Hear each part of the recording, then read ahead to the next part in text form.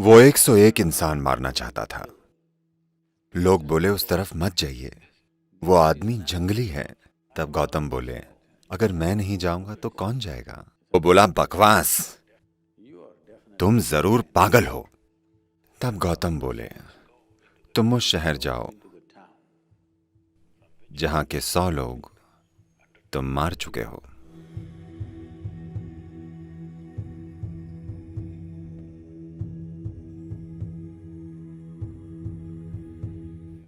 तो एक आदमी था, उसका असली नाम हम भूल चुके हैं। लोगों ने उसे अंगुलीमाल नाम दिया था।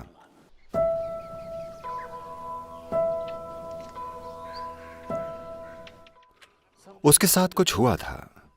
उसे लगा समाज उसके साथ अन्याय कर रहा है, तो वो क्रोधी बन गया। जब आप युवा होते हैं तब लगता है कि आपके साथ सब गलत हो रहे हैं।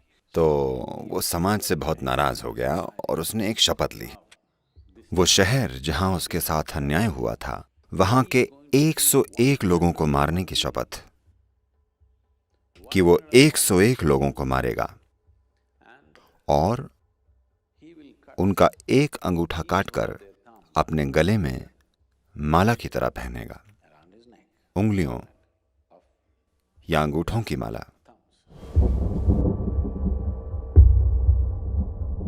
तो वो ऐसा करने लगा और लोग वहां जाने से डरने लगे।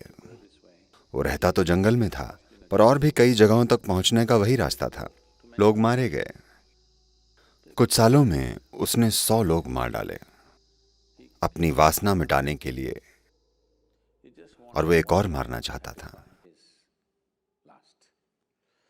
तो एक दिन गौतम बुद्ध उस नगर में गए। तब तक वो उंगलियों की एक माला पहन चुका था। लोग उसे अंगुली माल कहते थे, यानी जो उंगलियों की माला पहनता था। अपनी शपथ पूरी करने के लिए उसे बस एक और उंगली चाहिए थी।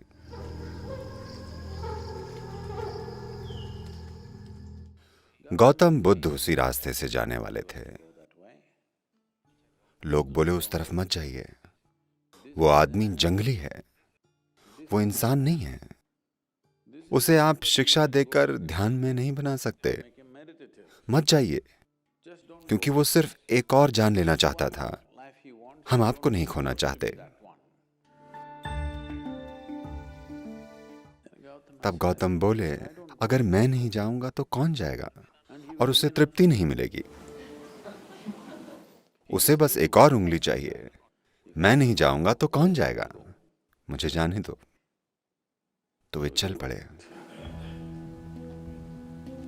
अंगुलीमाल एक चट्टान पर बैठा था। उसे एक साधु चुपचाप आते हुए दिखाई दिया। अंगुलीमाल मशहूर था और वो खुश था। लोगों का डरना उसे पसंद था।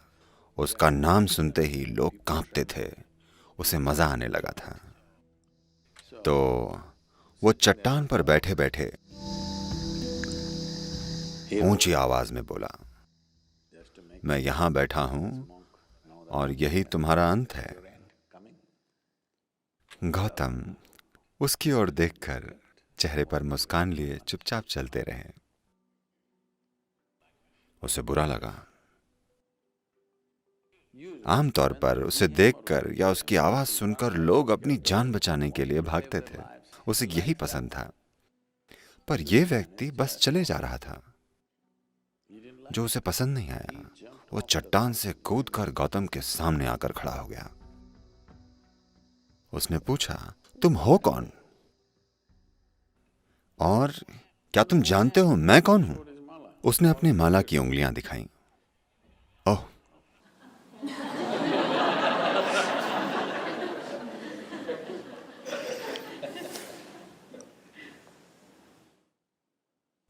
और तुम मेरे बारे में जानते हो?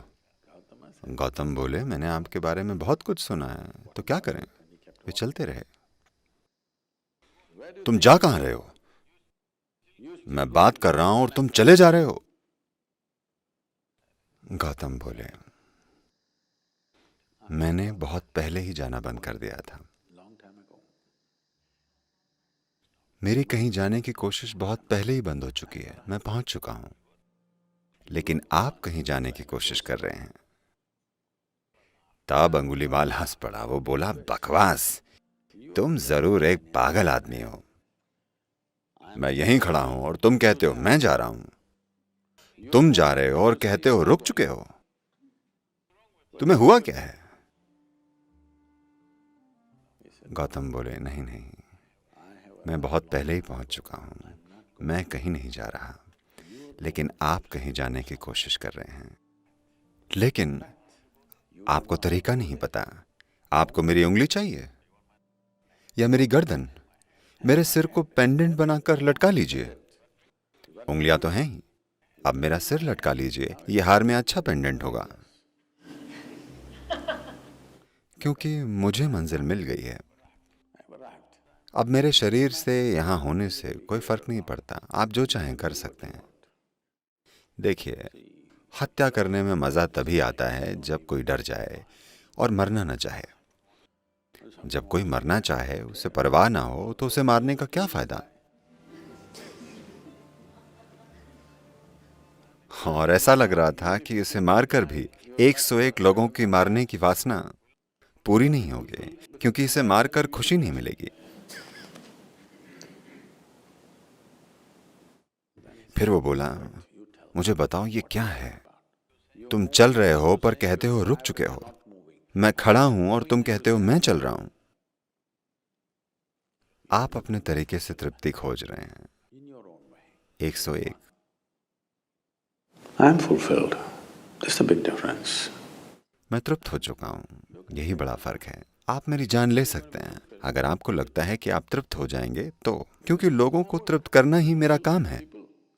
अगर ये इतनी आसानी से बिना शिक्षा के मेरा गला काट कर हो जाए, बस काट दीजिए। समस्या क्या है? तब अंगुलीमाल उनके स्टार शिष्य बन गए।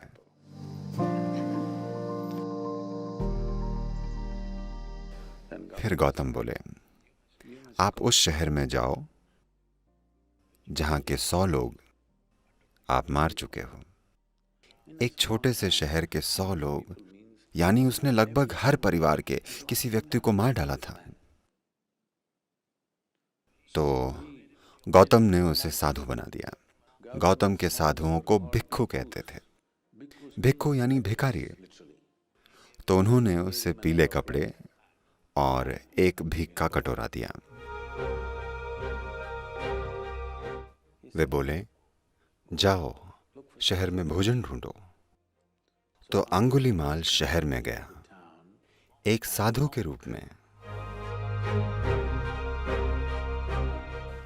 लोग उसे देखकर डर गए। वे नहीं जानते थे कि वो यहां क्यों आया है। वे सब जाकर अपनी छतों पर खड़े हो गए, क्योंकि वे उससे डर रहे थे। फिर जब उन्होंने देखा कि वो बदल गया है और अब भयंकर आदमी नहीं रहा, तो वे पत्थर फेंकने लगे, क्योंकि हर परिवार के लोगों को उसने मारा था। तो वो चलता रहा, उसे पत्थर लगते रहे और खून बहता रहा। जब पत्थरबाजी कुछ ज्यादा हो गई, तब गौतम आए और लोगों को रुकने के लिए कहा और बोले, ये वो आदमी नहीं है, ये आदमी मेरा हिस्सा है। तुम मुझ पर पत्थर फेंक रहे हो, रुक जाओ। इसे मारने का कोई मतलब नहीं है, क्योंकि इसे बहुत मुश्किल तरीके से एहसास हुआ है। अब इसे मारकर बर्बाद मत कीजिए। तब अंगुलीमाल, जैसे कि मैंने कहा, एक स्टार शिष्य बन गए और पूरे देश में बुद्ध के जीने के तरीके और उनका ज्ञान फैलाने लगे। तो इससे कोई फर्क नहीं पड़ता कि आप कैसी तृप्ति चाहते हैं।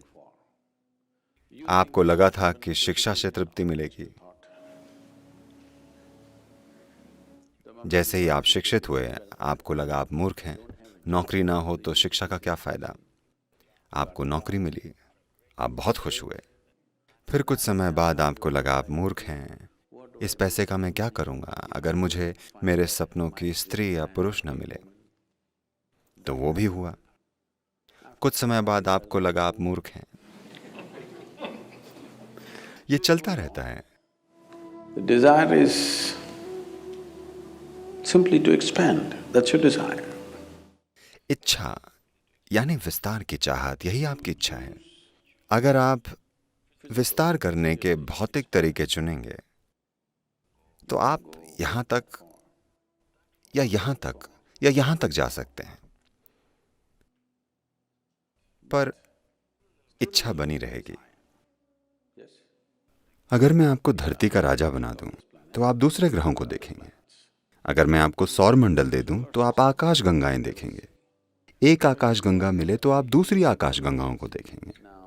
आप ये या वो नहीं चाहते, आप विस्तार चाहते हैं। अगर आप इसे होशपूर्वक खोजेंगे तो आप योग बन जाएंगे। योग यानी खुद को टेढ़ा मेढ़ा करना नहीं है। योग यानी आप सृष्टि के साथ एक हो जाएंगे। अगर आप ऐसा अचेतनता में करते हैं तो ये मजबूर करने वाली इच्छा बन जाती है।